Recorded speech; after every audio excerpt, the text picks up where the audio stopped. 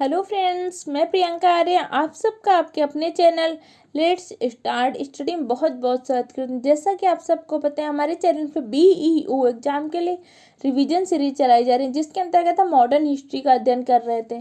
तो इसके पहले की वीडियो में हमने आपको बताया था कि भारत में यूरोपीय कंपनियों का आगमन हुआ।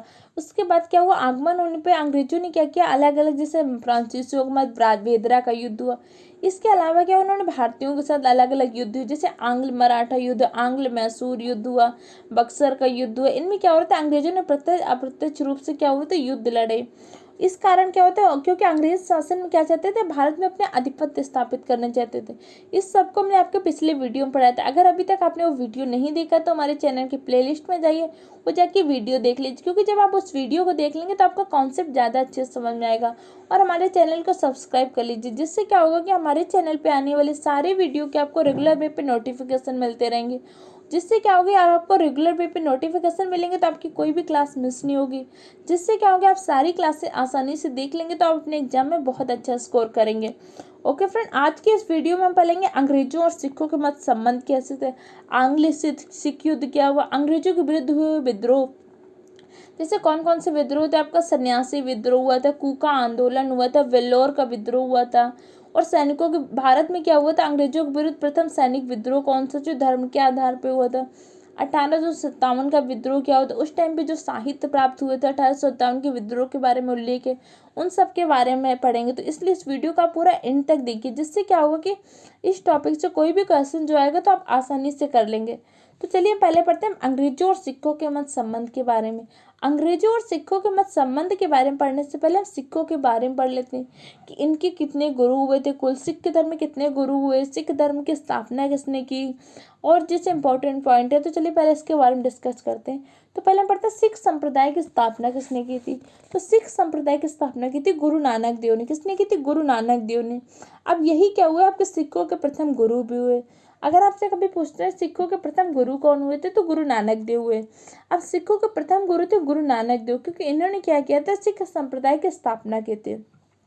और गुरु नानक देव जी की क्या होगी, 1539 में करतारपुर में मृत्यु हो गई। तो करतारपुर में इनकी जब मृत्यु हो गई तो इसके पश्चात क्या हुआ, गुरु अंगद देव सिखों के दूसरे गुरु बने। तो आपसे पूछ सकते हैं सिखों के दूसरे गुरु कौन थे, तो सिखों के दूसरे गुरु थे गुरु अंगद देव। अब गुरु अंगद देव से रिलेटेड एक इंपॉर्टेंट पॉइंट है जो आपके एग्जाम में पूछे जा सकते हैं इस तरह से, कि गुरु अंगद देव ने क्या किया, तो गुरुमुखी लिपि का आरंभ किया था। तो आपसे पूछ सकते हैं कि गुरुमुखी लिपि का आरंभ किसने किया था, तो गुरुमुखी लिपि का आरंभ किया था गुरु अंगद देव ने। किसने किया था, गुरु अंगद देव ने। इसलिए जो इंपॉर्टेंट पॉइंट है जिससे आपसे एग्जाम में क्वेश्चन पूछे जा सकते हैं, उसको मैंने हाईलाइट कर दिया है कि उसको आपको ध्यान ही रखना है हर हाल में। इसके पश्चात क्या, वो सिखों के तीसरे गुरु है गुरु अमरदास जी। इनसे रिलेटेड कोई भी इंपॉर्टेंट पॉइंट आपके एग्जाम में नहीं पूछा जाता। फिर सिखों के गुरु के चौथे गुरु कौन हुए, रामदास जी। तो आपसे ऐसे पूछ सकते हैं कि सिखों के तीसरे गुरु कौन हुए थे, तो गुरु अमरदास। सिखों के चौथे गुरु कौन हुए थे, तो गुरु रामदास जी। अब गुरु रामदास जी से रिलेटेड एक पॉइंट है जो आपके एग्जाम में पूछा जा सकता है। इन्होंने क्या किया था, एक तालाब की स्थापना की थी, उसका क्या नाम रखा था, अमृतसर। और इसके अलावा एक नगर की स्थापना की थी, अमृतसर नामक नगर की। तो आपसे पूछ सकते हैं कि अमृतसर नामक जलाशय की स्थापना किसने की थी, तो गुरु रामदास जी ने की थी। अब गुरु रामदास जी क्या थे, सिखों के चौथे गुरु थे। और इन्होंने एक नगर की स्थापना की थी, कौन से, अमृतसर। तो अमृतसर नगर की स्थापना किसने की थी, गुरु रामदास जी ने। अब इसके पश्चात जो सिखों के पांचवें गुरु हुए गुरु अर्जुन देव जी ने। अब गुरु अर्जुन देव से रिलेटेड आपके दो इंपॉर्टेंट पॉइंट है जो पूछ सकते हैं। पहला क्या है, इन्होंने क्या किया था, गुरु अर्जुन देव ने आदि ग्रंथ की रचना की थी। जैसे आप देखते हैं कि सिखों का पवित्र ग्रंथ क्या है, आदि ग्रंथ। तो आपसे पूछ सकते हैं कि आदि ग्रंथ की रचना किसने की थी, तो सिखों के पांचवें गुरु थे गुरु अर्जुन देव जी। गुरु अर्जुन देव जी ने क्या किया था, आदि ग्रंथ की रचना की थी। इसके अतिरिक्त गुरु अर्जुन देव ने क्या किया था, अमृतसर जलाशय के मध्य हरमंदिर साहिब का निर्माण कराया था। जैसे आप देखते हैं कि इस टाइम पे क्या, अमृतसर में क्या, जो गोल्डन टेम्पल होता है। अगर कभी पूछते हैं कि अमृतसर नामक जलाशय का निर्माण किसने कराया था, तो किसने कराया था, गुरु रामदास ने। किसने कराया था, गुरु रामदास ने। लेकिन उस जलाशय के मध्य में हरमंदिर साहिब का निर्माण किसने कराया था, तो अगर ये पूछते हैं कि हरमंदिर साहिब का निर्माण किसने कराया, तो किसने कराया था, गुरु अर्जुन देव ने। अगर पूछता है कि गुरु अर्जुन देव ने किसने हरमंदिर साहिब का निर्माण कराया था और किस जलाशय के मध्य में कराया था, तो किसमें, अमृतसर जलाशय के मध्य में। अगर लेकिन आगे क्वेश्चन पूछते कि अमृतसर जलाशय का निर्माण किसने कराया था, या अमृतसर जलाशय को किसने खुदवाया? तो किसने खुदवाया था? गुरु रामदास जी ने। गुरु रामदास जी क्या थे? सिखों के चौथे गुरु थे। और आपके गुरु अर्जुन देव जी क्या थे? सिखों के पांचवें गुरु थे। इन दोनों क्वेश्चन को ध्यान रखना है मिस्टर। अगर सिर्फ पूछेगा अमृतसर नामक जलाशय का या अमृतसर नामक नगर की स्थापना किसने करवाई थी, तो किसने कराई थी? सिखों के चौथे गुरु थे गुरु रामदास जी। और उसके पश्चात क्या हुआ? सिखों के पांचवें गुरु है गुरु अर्जुन देव जी। गुरु अर्जुन देव ने क्या था? अमृतसर नामक जलाशय के मध्य में हरमंदिर साहिब का निर्माण किए थे, जिसे यहाँ पे स्टैंड आप जिसे गोल्डन टेम्पल या स्वर्ण मंदिर के नाम से जाते हैं। तो इसका निर्माण किसने कराया? तो गुरु अर्जुन देव जी ने। अब इसके पश्चात क्या, सिखों के छठवें गुरु बने गुरु हरगोबिंद जी ने। इन्होंने क्या किया था? अकाल तख्त का निर्माण किया था। जैसे आप सिख धर्म में समझ सुनते होंगे अकाल तख्त, तो पूछ सकता है कि अकाल तख्त का निर्माण किसने किया? तो गुरु हरगोबिंद जी ने। अब गुरु हरगोबिंद जी कौन से नंबर के गुरु थे अगर पूछते तो कौन थे? सिखों के छठवें गुरु थे। आप सब जानते हैं सिख धर्म में कुल कितने 10 गुरु हुए हैं। कितने हुए हैं? 10 गुरु। अब सिखों के सातवें गुरु कौन थे? तो सिखों के सातवें गुरु थे गुरु हरे राय। कौन थे? गुरु हरे राय क्या हुआ? सिखों के सातवें नंबर के गुरु बने। इसके पश्चात क्या हुआ? सिखों के आठवें गुरु। सिखों के आठवें गुरु कौन हुए? तो गुरु हरकिशन। इनसे रिलेटेड कोई भी एग्जाम में आपसे रिलेटेड क्वेश्चन नहीं पूछे जाते हैं। अब पढ़ते सिखों के नवे गुरु कौन हुए थे? तो सिखों के नवे गुरु हुए थे गुरु तेग बहादुर। इनकी हत्या किसने करवाई थी? औरंगजेब ने करवाई थी। जब मैंने आपको मुगल साम्राज्य पढ़ा रहे थे तो औरंगजेब ने गुरु तेग बहादुर की हत्या करवाई थी, इसको आपको डिटेल से समझाया था। अगर आपसे पूछते हैं कि गुरु तेग बहादुर की हत्या किसने करवाई थी, तो औरंगजेब ने। इसके पश्चात क्या हुआ? सिखों के 10वें गुरु कौन हुए? गुरु गोविंद सिंह। इन्हें क्या बोलते हैं? सिखों के अंतिम गुरु भी हुए, क्योंकि आप सबको पता है सिख धर्म में कितने कुल 10 गुरु हुए थे। तो सिखों के अंतिम गुरु कौन हुए थे? तो गुरु गोविंद सिंह ने। अब गुरु गोविंद सिंह ने क्या किया? तो सिखों के लिए 5 ककार अनिवार्य कर दिए थे। कौन से? जैसे केस, कंघा, कड़ा, कच्छा, कृपाण। ये क्या होते हैं? सिखों के 5 ककार होते हैं। ये किसने अनिवार्य किया था? तो गुरु गोविंद सिंह ने किया था। किसने किया था? गुरु गोविंद सिंह ने। तो आपसे पूछ सकते हैं सिखों के लिए 5 ककार किसने अनिवार्य कर दिया था कि सिखों के ये पांचों कृपाण हमेशा अपने पास रखने हैं? तो किसने किया था? गुरु गोविंद सिंह ने। गुरु गोविंद सिंह किस नंबर के गुरु हुए थे? तो 10वें गुरु हुए थे। और यही क्या हुए थे? सिख धर्म के अंतिम गुरु भी हुए थे। अब इन्होंने क्या कहते हैं? एक पंथ की भी स्थापना की थी। किसने? गुरु गोविंद सिंह ने। उसे क्या कहते हैं? खालसा पंथ। जैसे आप सबने खालसा पंथ के बारे में सुना होगा, तो खालसा पंथ की स्थापना किसने की थी?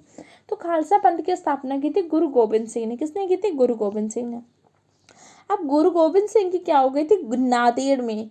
नांदेड़ के बारे में आप सब जानते हैं क्या? सिखों का एक पवित्र स्थल भी है। नांदेड़ में क्या हुआ? गुल खान नामक पठान ने क्या किया था? गुरु गोविंद सिंह की हत्या कर दी थी। तो आपसे अगर पूछता है कि गुरु गोविंद सिंह की हत्या किसने की थी, तो किसने की थी? गुल खान ने। गुल खान क्या था? एक पठान था। अगर पूछते हैं कहाँ पे की थी, तो कहाँ पे की थी? नांदेड़ में।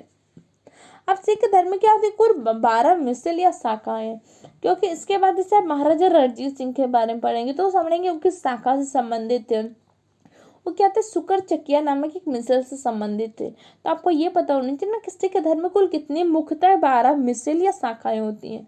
अगर आपसे कभी पूछते सिख धर्म में मुख्यतः कितनी मिसल होती है, तो कितनी होती है? 12 होती हैं। अब चलिए हम पढ़ते हैं रणजीत सिंह के बारे में। महाराज रणजीत क्या हुआ? सिख धर्म के एक बहुत ही कुशल योद्धा हुए हैं। तो इनके बारे में रिलेटेड पॉइंट आपके एग्जाम में पूछे जा सकते हैं। जैसे पहला क्या होता है कि महाराजा रणजीत सिंह जो है किस मिसल से संबंधित थे। जैसे मैंने भी आपको बताया सिख धर्म के कुल कितने थे? 12 मिसल या शाखाएं थी। तो महाराजा रणजीत सिंह कहते हैं शुक्र चकिया मिसल से संबंधित थे। किससे? शुक्र चकिया मिसल से संबंधित थे। अब इन्होंने क्या किया? रणजीत सिंह ने 1799 ईस्वी में रणजीत सिंह ने लाहौर पर कब्जा किया। तो अब इन्होंने लाहौर पर कब्जा कब किया? आपसे पूछ सकते हैं। तो कब किया था? 1799 ईस्वी में। और किसकी मदद से किया? तो इन्होंने किया था अफगानिस्तान के शासक जमान शाह की मदद से। कहा जाता है एक बार क्या हुआ? अफगानिस्तान के शासक जमान शाह की क्या हो गई? तोपें की चोरी हो गई या खो गई। फिर उनकी मदद किसने की थी? रणजीत सिंह ने। उनकी तोपों को खोजने में रणजीत सिंह ने उनकी मदद की। इसी बात से उन्होंने फिर क्या किया था? रणजीत सिंह की मदद किसने की थी? जमान शाह ने। जमान शाह की मदद से रणजीत सिंह क्या है? उन्होंने लाहौर पर कब्जा किया था। तो आपसे पूछ सकते हैं जमान शाह कहाँ के शासक थे? तो ये अफगानिस्तान के शासक थे। इसके पश्चात क्या हुआ? 1799 में रणजीत सिंह ने क्या किया? लाहौर पर कब्जा किया। और 1805 में क्या हुआ? अमृतसर में रणजीत सिंह ने कब्जा किया। तो अमृतसर नामक नगर की स्थापना किसने की थी? तो किसने की थी? गुरु रामदास ने। और इसने क्या 1805 में रणजीत सिंह ने क्या किया लिया? अमृतसर में अपनी कब्जा कर लिया।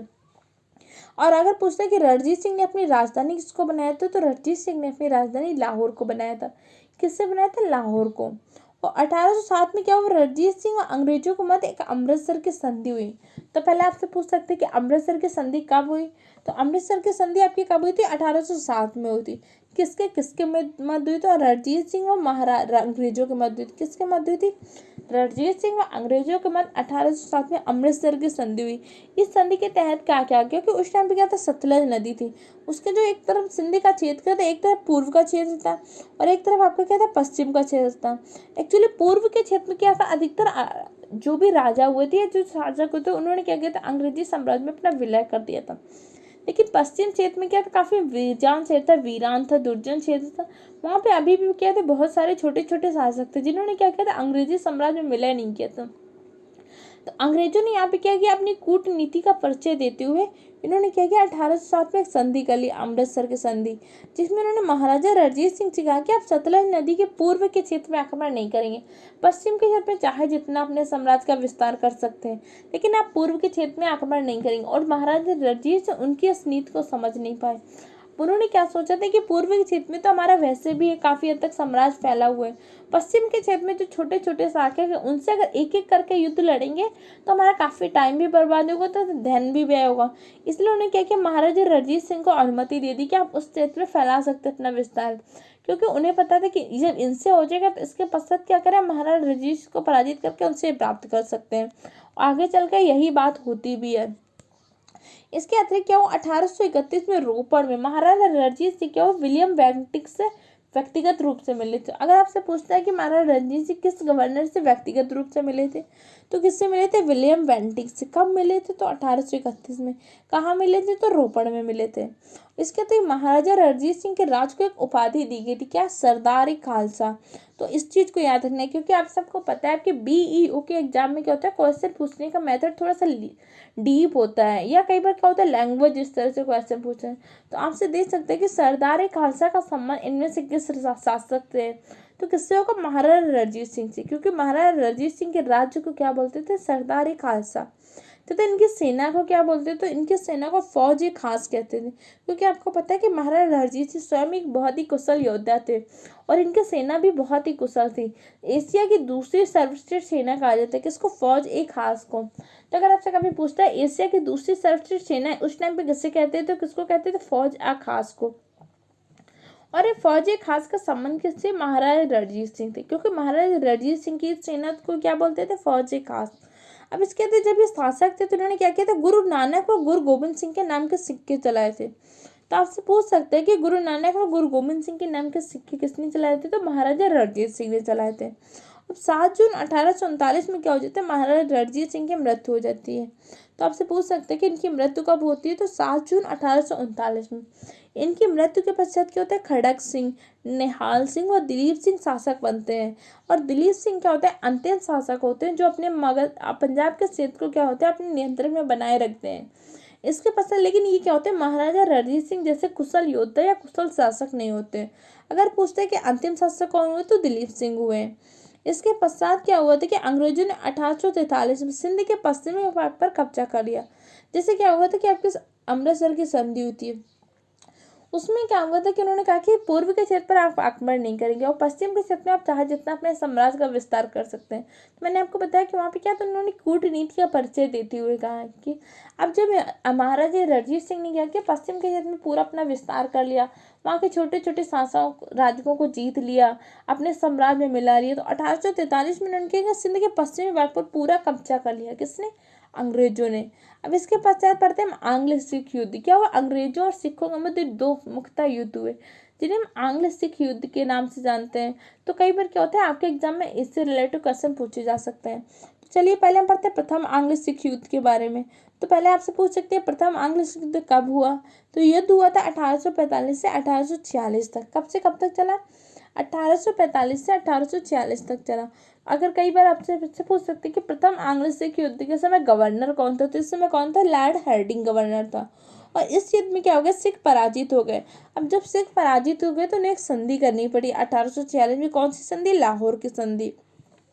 अब आपसे एग्जाम में पूछ सकते हैं कि प्रथम आंग्ल सिख युद्ध किस संधि के साथ समाप्त हुआ था, तो किसके साथ हुआ था? लाहौर की संधि से। या कई बार आपसे ऐसे पूछ सकते हैं कि लाहौर की संधि कब हुई थी?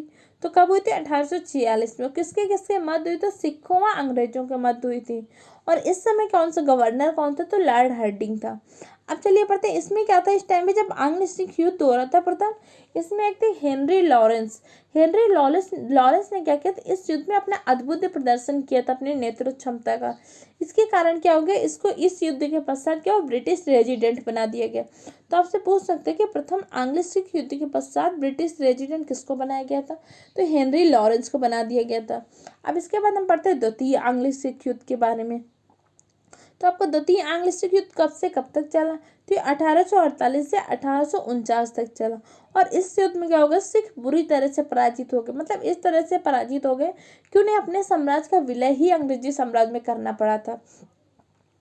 और इस युद्ध के पश्चात क्या, हेनरी लॉरेंस जिसे मैंने बताया था प्रथम आंग्ल सिख युद्ध में क्या होता है? ब्रिटिश रेजिडेंट बना देते हैं। दूसरे सिख युद्ध में भी क्या होता है? वो युद्ध में का नेतृत्व करते हैं। और इस युद्ध में जब उन्हें विजय मिल जाती है तो उसके पश्चात क्या होता है? हेनरी लॉरेंस को ही पंजाब का चीफ कमिश्नर बना दिया जाता है। तो आपसे पूछ सकता है कि द्वितीय आंग्ल सिख युद्ध के पश्चात हेनरी लॉरेंस को क्या क्या बनाते हैं पंजाब का? तो चीफ कमिश्नर बनाते हैं। या पूछ सकते हैं पंजाब का चीफ कमिश्नर किसको बनाया गया? तो हेनरी लॉरेंस को। ये द्वितीय आंग्ल सिख युद्ध कब से कब तक चला? तो 1848 से 1849 तक चला। और पंजाब क्या था? आपका अंतिम स्वाधीन राज्य था। अगर आपसे कभी पूछता है कि अंतिम स्वाधीन राज्य कौन था, तो कौन सा? पंजाब था। क्योंकि क्या होता है 1849 में संपूर्ण पंजाब का भी क्या होता है? अंग्रेजी साम्राज्य में विलय कर दिया गया। तो आपसे पूछ सकते हैं कि पंजाब का अंग्रेजी साम्राज्य में विलय कब किया गया था? तो 1849 में। अब चलिए हम पढ़ते हैं अंग्रेजी शासक के विरुद्ध महत्वपूर्ण विद्रोह हुए। जैसे क्या होता है बच्चे सिर्फ 1857 का विद्रोह याद कर लेते हैं, लेकिन यहाँ क्या होता है उसके अलावा भी कुछ विद्रोह हुए थे जो आपके एग्जाम में पूछे जाते हैं। जैसे छोटे लेवल के एग्जाम में क्या होता है एसएससी रेलवे वगैरह के सिर्फ आपसे 1857 के विद्रोह से रिलेटेड ही क्वेश्चन पूछे जाते हैं। लेकिन आपके एग्जाम में क्या होता है और भी अन्य विद्रोह जैसे सन्यासी विद्रोह हुआ, वेल्लोर का विद्रोह हुआ, या आपका कूका आंदोलन होगा, इन सबसे भी क्वेश्चन पूछे जा सकते हैं। क्योंकि आपके एग्जाम में जो क्वेश्चन होते हैं थोड़े से डीप क्वेश्चन पूछे जाते हैं। तो पहले हम पढ़ते हैं सन्यासी विद्रोह के बारे में। तो आपको ये पता होना चाहिए सन्यासी विद्रोह हुआ कब था। तो यह विद्रोह आपके 1763 में हुआ था। और मुख्यतः किस क्षेत्र में हुआ था? तो बिहार व बंगाल के क्षेत्र में हुआ था। कब हुआ था? तो 1763 में हुआ था। किस क्षेत्रों में हुआ था? तो बिहार व बंगाल के क्षेत्र में हुआ था। अब आपसे ये पूछ सकते हैं कि सन्यासी विद्रोह कब क्यों हुआ था। तो सन्यासी विद्रोह क्या हुआ था? 1763 में जब तीर्थ यात्रा पर भी कर लगा दिया गया। तीर्थ यात्रा पर कर लगा देने के कारण क्या होता है? सन्यासी विद्रोह होता है। और इसी विद्रोह में प्रमुख भूमिका किसकी थी? शंकराचार्य की। तो कई बार आपसे ऐसे दे देगा कि इनमें से किस विद्रोह से शंकराचार्य का संबंध है। आपसे जैसे ऑप्शन दे देगा सन्यासी का विद्रोह, 1857 का विद्रोह, वेल्लोर का विद्रोह, या कोई और देगा। तो शंकराचार्य का संबंध किस विद्रोह से है? तो शंकराचार्य का संबंध आपके कैसे? सन्यासी विद्रोह से। और आपका सन्यासी विद्रोह कब हुआ था? तो ये कब हुआ था? 1763 में। और क्यों हुआ था? तो तीर्थ यात्रा पर कर लगाने के कारण। अब बंकिम चंद्र चटर्जी का एक उपन्यास आनंद मठ। आनंद मठ में क्या सन्यासी विद्रोह का उल्लेख है। तो आपसे ऐसे पूछ सकते हैं कि किस उपन्यास में सन्यासी विद्रोह का उल्लेख है? तो किसमें? आनंद मठ में। या ऐसे पूछ सकते हैं आनंद मठ के लेखक कौन है? तो कौन है? बंकिम चंद्र चटर्जी। बंकिम चंद्र चटर्जी का आनंद मठ क्या एक उपन्यास है। अब चलिए इसके बाद पढ़ लेते हैं दूसरा विद्रोह कौन सा होता है? वेल्लोर का विद्रोह। आपको इससे रिलेटेड क्वेश्चन पूछे जा सकते हैं। तो पहले आप ये पूछ सकते हैं कि वेल्लोर का विद्रोह कहाँ हुआ था और कब हुआ था। तो वेल्लोर का विद्रोह क्या हुआ था? 1806 में हुआ था। और कहाँ हुआ था? तो मद्रास क्षेत्र में हुआ था। अब 1806 में मद्रास क्षेत्र में हुआ क्यों? क्योंकि 1806 में क्या हुआ? लॉर्ड विलियम बेंटिंक ने वेल्लोर में घोषणा कर दी कि जो भी सैनिक है वो ना तो पगड़ी पहन सकते हैं, ना ही क्या कर सकते हैं, कानों में कुंडल पहन सकते हैं। इसको पहनने पे जब रोक लगा दी तो ये विद्रोह हुआ। क्यों हुआ? क्योंकि उस टाइम पे क्या था, जो भी सैनिक थे, सिखों का जो क्या था वो पगड़ी पहनना उनका धार्मिक प्रतीक था, या धर्म को मानते थे तो पगड़ी पहनते थे। और हिंदू क्या करते थे? कानों में कुंडल पहनते थे। अब जब सैनिक पे पद पे भर्ती होने वाले जो भी सैनिक थे उनको पगड़ी पहनने पे, कुंडल पहनने पे रोक लगाई दी, तो उनसे क्या हो रहा था? उनकी धार्मिक भावनाएं आहत हुई, जिसके कारण क्या हुआ? ये विद्रोह हुआ। कौन सा? वेल्लोर का विद्रोह। अगर आपसे कभी पूछते हैं सेना में हुआ प्रथम धार्मिक विद्रोह कौन था, तो सेना में हुआ प्रथम धार्मिक विद्रोह आपका वेल्लोर का विद्रोह था। कौन था? वेल्लोर का विद्रोह। अब इसके बाद पढ़ते हैं 1824 का विद्रोह। जैसे क्या होता है 1857 का विद्रोह, इसे आप किस नाम से जानते हैं? 1857 के विद्रोह के नाम से ही जानते हैं। इसी तरह से क्या होता है 1824 का विद्रोह, इसे भी हम क्या 1824 के विद्रोह के नाम से जानते हैं। ये क्या हुआ था आपका सेना में, वो दूसरा धार्मिक विद्रोह था। पहला कौन सा आपका वेल्लोर का विद्रोह, वेल्लोर का विद्रोह क्या हुआ तो सेना में हुआ प्रथम धार्मिक विद्रोह था। अगर आपसे कभी पूछते हैं कि सेना में हुआ दूसरा धार्मिक विद्रोह कौन था, तो कौन था 1824 का विद्रोह। अब आपको ये पता होना चाहिए कि 1824 का विद्रोह हुआ कब। ये क्या था, भारतीय सैनिकों को जबरन वर्मा भेजे जाने का यह विद्रोह हुआ। उन्होंने कहा कि जो भारतीय सैनिक थे उस टाइम पे क्या हो रहा था, युद्ध में क्या करते थे, भारतीय सैनिकों को विदेश भेज देते थे। अब 1824 में क्या हो रहा था, वर्मा में युद्ध हो रहा था, तो उन्होंने क्या किया, कुछ भारतीय सैनिकों को जबरन वर्मा भेज दिया, जिसके कारण ये विद्रोह हुआ। क्यों हुआ, क्योंकि उस टाइम पे भारतीय सैनिकों के मन में यह बात थी कि समुद्र के पार जाने पे उनका धर्म भ्रष्ट हो जाते हैं, इसलिए वो क्या करते थे, समुद्र पार जाना नहीं चाहते थे। और अंग्रेजी शासक क्या कर रहे थे, सत्ता क्या कर रहे थे, उनको जबरदस्ती भेज रही थी। इसी कारण क्या हुआ, 1824 में जबरन भेजी जाने का कहाँ पे, वर्मा, तो यह विद्रोह हुआ, जिससे क्या बोलते हैं, सेना में वो दूसरा धार्मिक विद्रोह। अगर आप पूछते हैं ये कब हुआ था, तो कब हुआ था 1824 में। अब चलिए हम अगला विद्रोह पढ़ते, पागलपंथी विद्रोह। पागलपंथी विद्रोह क्या हुआ, 1813 में हुआ। अगर कभी आपसे पूछते हैं पागलपंथी विद्रोह कब हुआ था, तो कब हुआ था 1813 में। ये का मुस्लिम संप्रदाय द्वारा प्रारंभ किया गया था, किसके द्वारा, मुस्लिम संप्रदाय। तो इसमें एक आपका प्रमुख संप्रदाय था कौन सा, पागलपंथ संप्रदाय। पागलपंथ संप्रदाय ने क्या कि इस विद्रोह को प्रारंभ किया। अगर पूछता है किसके नेतृत्व में किया था, तो किसके, करम शाह के नेतृत्व में, किसके नेतृत्व में, करम शाह के नेतृत्व में किया। अब इसके बाद हम पढ़ते हैं वहाबी आंदोलन।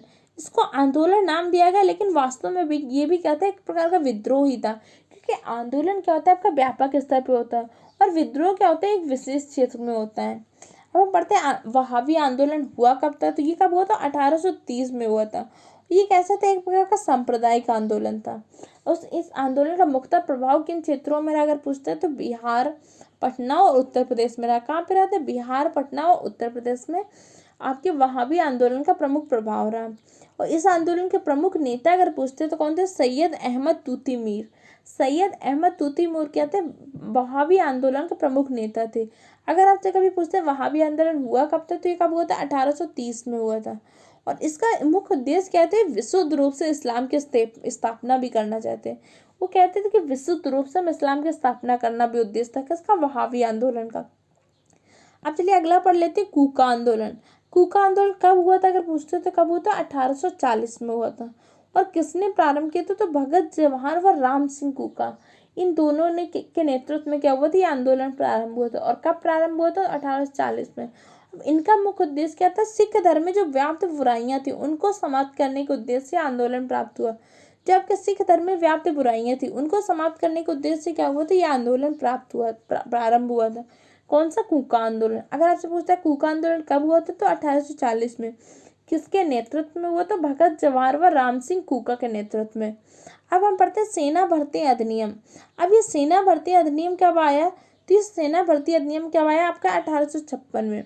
किसके द्वारा जारी किया गया था, तो सेना भर्ती अधिनियम 1856 में लॉर्ड कैनिंग द्वारा जारी किया। किसके द्वारा, लॉर्ड कैनिंग के द्वारा। आपसे पूछ सकते हैं कि सेना भर्ती अधिनियम किसने जारी किया था, तो लॉर्ड कैनिंग ने किया था। और कब किया था, तो 1856 में। अब इस अधिनियम में क्या क्या आ गया, इस अधिनियम क्या आ गया, सैनिकों को कभी भी समुद्र पार भेजा जा सकता है। इसके लिए मना करना क्या होगा, दंडनीय अपराध होगा। जिससे आपको पता है कि सैनिकों को जबरन बर्मा भेजने के कारण क्या हुआ था, विद्रोह हुआ था। तो इन्होंने क्या किया था, 1856 में क्या करते हैं, पूरा अधिनियम जारी कर दिया। उन्होंने कहा कि जब भी आवश्यकता पड़ेगी सैनिकों को हम समुद्र पार भेज सकते हैं, और जो भी सैनिक क्या करेगा, मना करेगा, तो दंडनीय अपराध होगा। अब इससे क्या हो रहा था, भारतीय सैनिकों के मन में असंतोष की भावना हो रही थी, क्योंकि धीरे धीरे विद्रोह जब हो रहा है तो ये आपको क्या दिखा रहे थे कि भारतीय सैनिकों का मत में, भारतीय जनता के मन में क्या हो रहा था, अंग्रेजों के मध्य रोष हो रहा था। उनके मन में क्या हो रही थी, असहयोग, असंतोष की भावना हो रही थी, तभी तो विद्रोह हो रहे थे। अब क्या होगा कि जब 1856 का आपका सेना भर्ती अधिनियम आ गया, इसने सैनिकों को और भी भड़का दिया, क्योंकि वो क्या होते हैं, समुद्र के पार जाना अपना धर्म का भ्रष्ट समझती थी कि हमारा धर्म भ्रष्ट हो जाता है। अब जब ये अधिनियम आ गया कि सैनिक को जाना ही पड़ेगा, तो उन्हें लगा कि हमारा धर्म भ्रष्ट करने की कोशिश कर रहा है। इससे क्या होगा, सैनिक वर्ग क्या हो रहा था, अंग्रेजों के विरुद्ध होता जा रहा था। इन्हीं सबका क्या हुआ, 1857 का विद्रोह हुआ। 1857 के विद्रोह के आपके मुख्यतः दो कारण हो गए।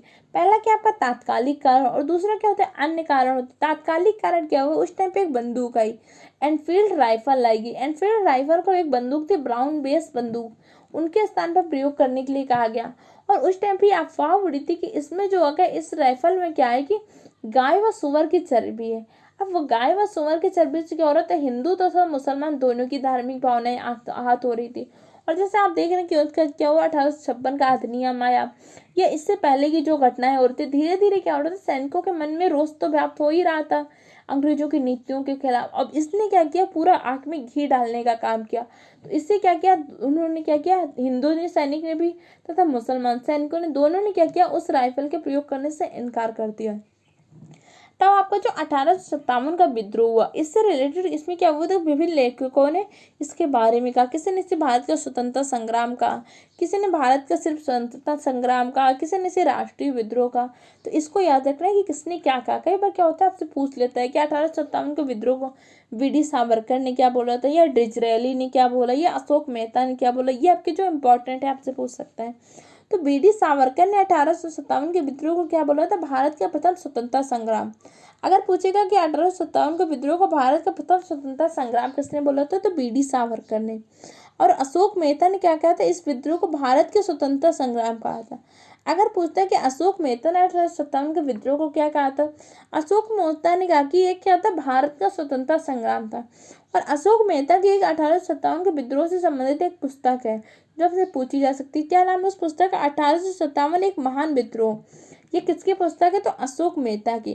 और अशोक मेहता ने 1857 के विद्रोह को क्या बोला था, इन्हें बोला था भारत का स्वतंत्रता संग्राम। किसने बोला था 1857 के विद्रोह को भारत का स्वतंत्रता संग्राम, इसे बोला था अशोक मेहता ने। इसके अतिरिक्त डिसरेली ने क्या बोला था, इसे राष्ट्रीय विद्रोह कहा था। अगर पूछते हैं 1857 के विद्रोह को राष्ट्रीय विद्रोह किसने बोला था, तो डिसरेली ने बोला था। अपन पढ़ते हैं 1857 के विद्रोह के कुछ इंपॉर्टेंट पॉइंट।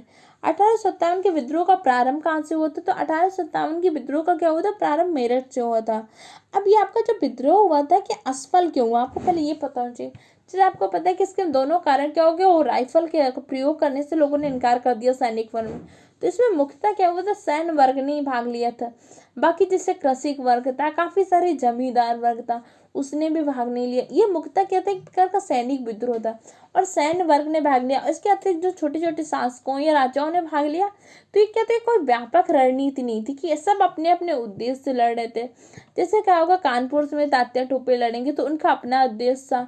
लखनऊ में बेगम हजरत महल युद्ध करेंगी तो वो चाहती थी कि उनकी सत्ता बनी रहे अपने लखनऊ में। झांसी की रानी लक्ष्मीबाई क्या करेंगी, अपने झांसी को बचाने के लिए, क्योंकि इनका सबका एक व्यापक उद्देश्य नहीं कि इस उद्देश्य के सब अपने अपने स्वार्थ और अपने अपने छोटे छोटे लक्ष्यों को उद्देश्य में लेकर रहे। उसके अलावा क्या था, इनके पास उचित हथियार वगैरह नहीं थे। अंग्रेजों के क्या थे, काफी आधुनिक थे और उचित आपस में रणनीति नहीं बन पाई। इस सब के कारण क्या हुआ, ये विद्रोह आपका असफल हुआ। जैसे क्या होता है, इससे पहले आपकी क्या होती, राज हड़प नीप, ये सारी नीतियां आ रही थी। इन सब से क्या होता है, विद्रोह के मन में धीरे धीरे कुछ राजाओं के मन में भी हो रहा था। लेकिन इसके बाद भी पूरी भारत की जनता ने क्या किया था, इस विद्रोह में भाग नहीं लिया था। बहुत सारे शिक्षित वर्ग ने भाग नहीं लिया था, बहुत सारे जमींदार वर्ग ने नहीं लिया था और बहुत ज्यादा कृषक वर्ग में नहीं भाग नहीं लिया था। मुख्यतः इसमें किसने, सैन्य वर्ग ने भाग लिया था। अब हम चलते हैं कि इसमें क्या होता है, ब्राउन बेस बंदूक की जगह कौन से, इनफील्ड राइफल लाएगी। जैसे मैंने बताया था कि कौन सी राइफल लाई गई थी, इनफील्ड राइफल। तो कई बार क्या होता है, आपके एग्जाम में इनसे नाम पूछ लेते थे, कौन से बंदूक के स्थान पे लाई गई थी। तो ब्राउन बेस बंदूक के स्थान पे क्या होता है, इनफील्ड राइफल लाई गई थी। तो इसमें अफवाह क्या उड़ी थी कि इसमें क्या था, गाय व सुअर की चर्बी थी। इस तरह की बातें उड़ी थी, जिससे क्या होता है, सैन्य वर्ग में हिंदू सैनिक ने तथा मुस्लिम दोनों सैनिकों ने क्या किया, इसका प्रयोग से इनकार कर दिया। तो सर्वप्रथम क्या होता है, फरवरी 1857 में बंगाल की 19वीं नेटिव इन्फेक्ट्री ने, इस पॉइंट को याद रखना है, किसने, बंगाल की 19वीं नेटिव इन्फेक्ट्री ने क्या किया, एनफील्ड राइफल के प्रयोग से इनकार किया। तो आपसे पूछ सकते हैं कि सर्वप्रथम किसने इनकार किया था, तो बंगाल की 19वीं नेटिव इन्फेक्ट्री ने क्या किया था, एनफील्ड राइफल के प्रयोग से इनकार कर दिया। अब इसके बाद इनकार क्यों किया, क्योंकि उस टाइम पे यही अफवाह थी कि इसमें गाय व सुअर की चर्बी थी। अब जब वहां पे इनकार हो गया तो इसके बाद क्यों, मार्च 1857 में बैरकपुर के 34वीं नेटिव फैक्ट्री में, कौन सी 34वीं नेटिव फैक्ट्री में भी क्या हुआ, एनफील्ड राइफल के प्रयोग से इनकार कर दिया गया। और इसके बाद यहाँ पे एक सैनिक था, कौन था, मंगल पांडे। उन्होंने क्या किया, इनकार करने के साथ साथ अपने अधिकारी की हत्या कर दी।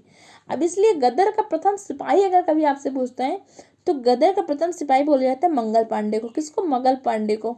तो इसको याद रखना, ये आपके मंगल पांडे की क्या एक उपाधि है। गदर का प्रथम सिपाही किसको कहते हैं? मंगल पांडे को। अब मंगल पांडे कहाँ के निवासी थे? तो मंगल पांडे क्या थे? बलिया के निवासी। कहाँ के? बलिया के निवासी थे। अब इसके पश्चात क्या हुआ? 1857 में मेरठ की नेटिव इन्फेंट्री वो घुड़सवार सेना ने भी एनफील्ड राइफल के प्रयोग से इनकार कर दिया और इनका कोर्ट मार्शल करके गिरफ्तार कर लिया गया। अब क्या हो रहा था? जैसे आपने देखा सबसे पहले क्या हुआ था? बंगाल में 19वीं नेटिव इन्फेंट्री ने, उसके पश्चात क्या, मेरठ की 34वीं नेटिव इन्फेंट्री ने भी इनकार कर दिया।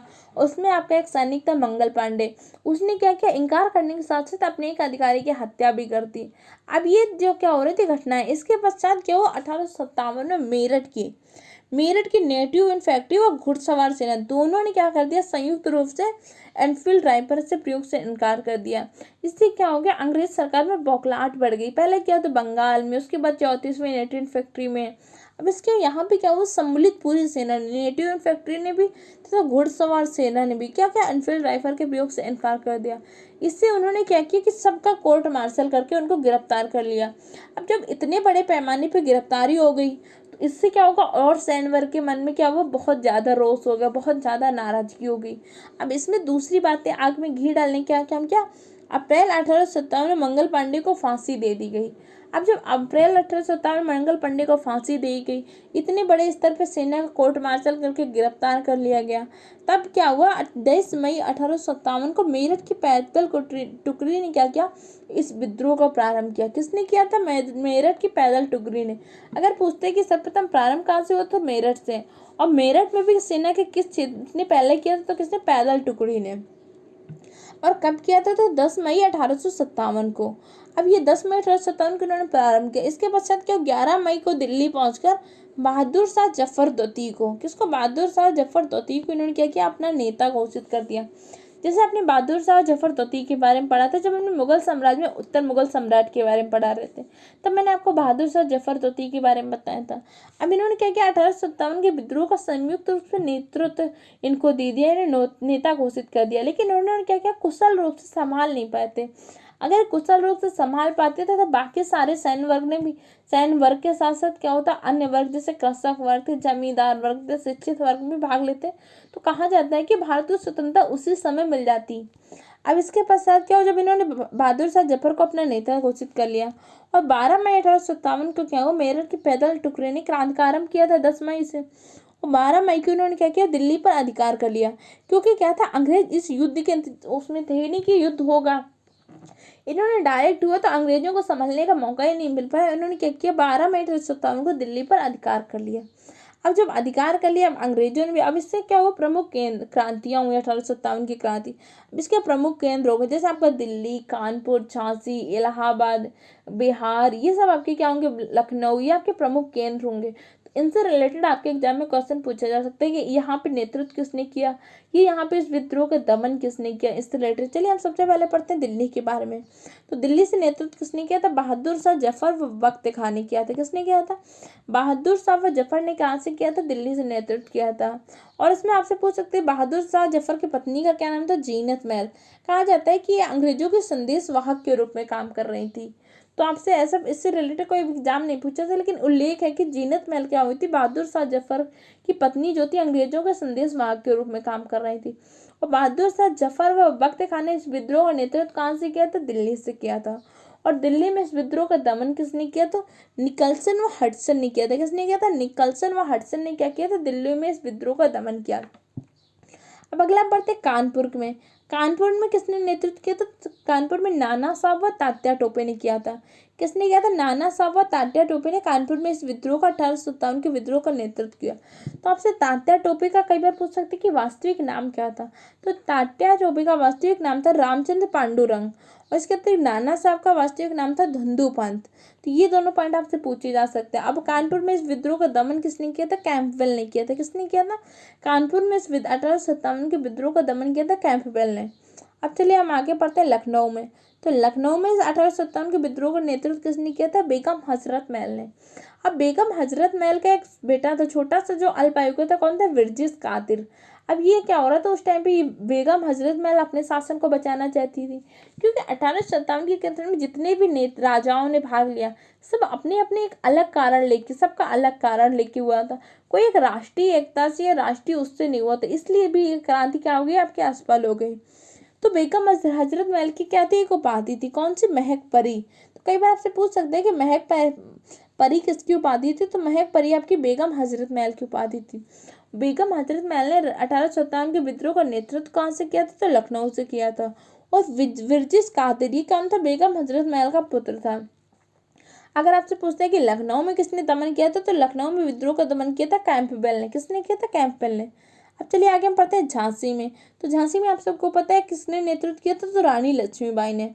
अब आपसे पूछ सकते हैं कि रानी लक्ष्मीबाई का वास्तविक नाम क्या था, तो इनका वास्तविक नाम था मणिकर्णिका। और इसके अतिरिक्त इनका एक और नाम का उल्लेख होता है, छबीली या मनु भी। तो अगर कभी पूछते हैं इनका वास्तविक नाम क्या था, मणिकर्णिका था। और इनका विवाह किससे हुआ था, झांसी के राजा गंगाधर राव से हुआ था। और इनका एक पुत्र था, तो कौन से दत्तक पुत्र था, दामोदर राव। तो उस टाइम पे उन्होंने क्या थी, कोई भी दत्तक पुत्र शासक नहीं बनेगा, और झांसी कोई अंग्रेजी साम्राज्य में मिलने नहीं देना चाहती, इसलिए इन्होंने 1857 के विद्रोह में साथ दिया उनका। अब झांसी में विद्रोह का दमन किसने किया था, अगर पूछते तो किसने किया था, ह्यूरोज ने। ह्यूरोज ने अपनी आत्मकथा में लिखा था कि रानी लक्ष्मीबाई को विद्रोहियों में अकेला मर्द कहा था। उन्होंने कहा जितने भी विद्रोही उनमें अकेला मर्द किसको बोला था, रानी लक्ष्मीबाई को। किसने बोला था, ह्यूरोज ने। ह्यूरोज ने जब अपनी आत्मकथा लिखी थी तो उसने इस बात का उल्लेख किया था कि रानी लक्ष्मीबाई विद्रोहियों में अकेला मर्द था। अब इसके बाद पढ़ते हैं इलाहाबाद में। इलाहाबाद में इस आंदोलन का नेतृत्व किसने किया था, इलाहाबाद में 1857 के विद्रोह का नेतृत्व किया था लियाकत अली ने। किसने किया था, लियाकत अली ने। तो आपसे पूछ सकते हैं इलाहाबाद में दमन किसने किया था, तो कर्नल नील ने किया था। अब इसके अलावा कुछ होते हैं जहाँ से पूछ सकते हैं यहाँ से किसने नेतृत्व किया, जो इंपॉर्टेंट, जैसे जगदीशपुर, बरेली, आपका असम, इससे रिलेटेड पूछ सकते हैं। जैसे वैसे जगदीशपुर से किसने किया था, तो नेतृत्व किया था कुंवर सिंह ने। अगर उसके बाद पूछता है बरेली से, तो बरेली से किसने किया था, खान बहादुर खान ने। फैजाबाद से मौलवी अहमदुल्ला ने किया था। किसने किया था, मौलवी अहमदुल्ला ने। कहाँ से नेतृत्व किया था, फैजाबाद से। फतेहपुर से किसने किया था, अजीमुल्ला ने नेतृत्व किया था। और असम से दीवान मनी राम ने नेतृत्व किया था। आपसे पूछ सकते हैं असम से किसने किया था, दीवान मनी राम ने। सतारा से नेतृत्व किसने किया था, रंगीजी बापू ने। तो ये इंपॉर्टेंट पॉइंट है जो इससे रिलेटेड थे, मैंने आपके साथ डिस्कस किया है। इस तरह से आज की वीडियो में हमने 1857 का विद्रोह या इससे पहले जो विद्रोह थे, सन्यासी विद्रोह, कुका आंदोलन, वहाबी आंदोलन, वेल्लोर विद्रोह, इन सब के बारे में पढ़ा। तो इन सब के आप नोट्स बना लीजिए तो पूरा रिवीजन करते रहिए।